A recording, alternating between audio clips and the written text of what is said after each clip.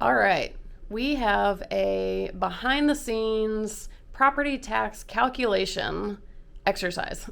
Yep. There is a question all the time about Detroit, about Michigan property taxes. So we are going to use an actual property for sale. You'll see the pro forma amount in it. We'll zoom in on this stuff. And we're going to talk to the provider real time to find out how the property taxes are calculated. So while he's clicking through this, he's going to give you a brief rundown of what Michigan property taxes are based on. Yeah, so a lot of people, have the question about Michigan taxes. What are they based on? Where do they come from? So they use what's called an SEV. So there's a certain millage that's taxed on the property. And today, I'm actually going to show you where we get our information and where we put it on our pro forma that Allie will then share with you guys. So let's jump right in. Right here, as you can see, I'm logged into the MLS, and we are going to do what's called a PRD county search. And we have the property here on my left screen is going to be the sample property. So I'm going to change this over to Wayne County, and we are going to look up the property that you guys see on the left-hand side.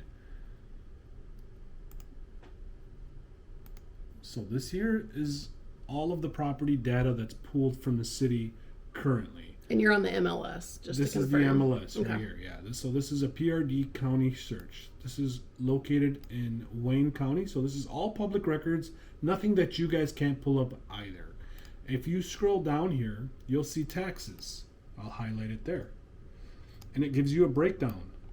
So as you can see, the current taxable value on this property from 2021 summer, 2021 winter, that's what I have highlighted, and I scrolled all the way to the right, you'll see it's broken down into seasonal. I was going to say, and just to confirm for people watching, I had never seen property taxes broken down seasonally. But so you'll see with each year, there's a winter and a summer, which I think is very entertaining. Yeah, exactly. So I pulled up the calculator here, guys, and I'm going to add these two up because these are the 2021 taxes on this property for the summer and the winter. Okay?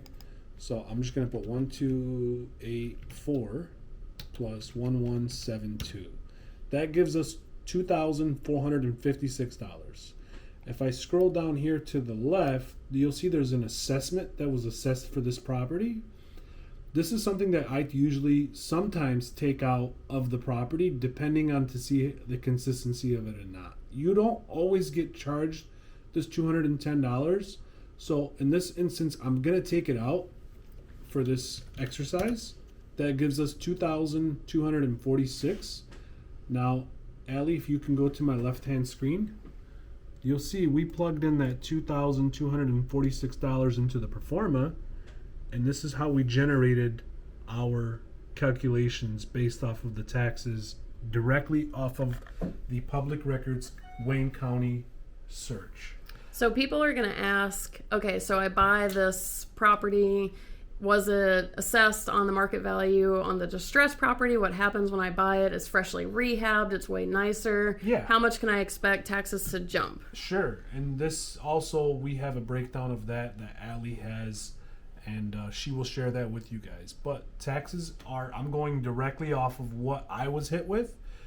Your property does come with a certificate of compliance from when the time you purchase it. You will have to repeat the same process I did when you take over, but taxes are assessed directly off of the county search is what I use. But what can people expect a year from now, 2 years from now? It's a nicer property. Yeah. How high can these taxes get?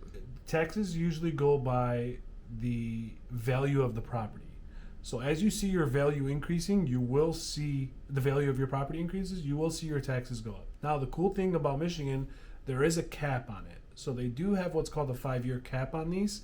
So if your property does go uncapped, which when you buy it will, it could only go up a certain percentage for each year. So it's not going to see a significant jump by any means.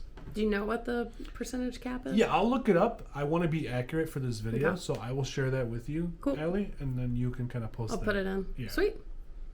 Okay. Awesome. Great. Hope So this is people, helpful. so the moral of the story is people should not be scared of Michigan property taxes. This is not like Chicago. This is not Like, what's the worst case scenario? Do you think? Like, if you were to make something up with this property, so it's a $135,000 property. Like, what's the highest you think taxes could get?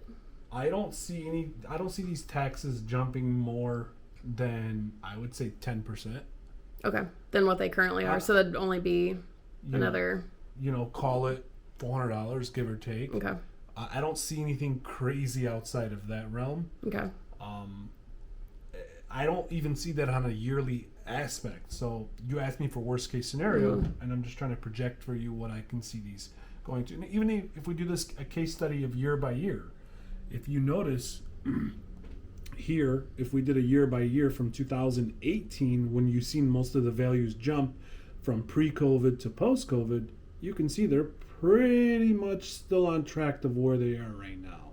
So my worst case scenario is definitely, I feel like, covering what an investor should expect if taxes were to Is change. there a percentage of market value, like if it's the 135,000 property, like it's not based on a certain percentage, but would it be like potentially 1% of the property, 2%? Like, is there a cap max percentage worst case? The answer to that is no. Okay.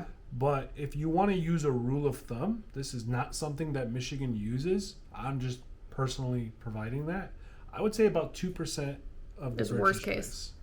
It's just a rule of thumb that I'll use. Is that worst case or just average? No, this is just kind of average. Average. I'm Okay. just throwing it out there. It's roughly about 2%. So okay, that's perfect. Give or take. Awesome. Hey, thanks for this. No problem.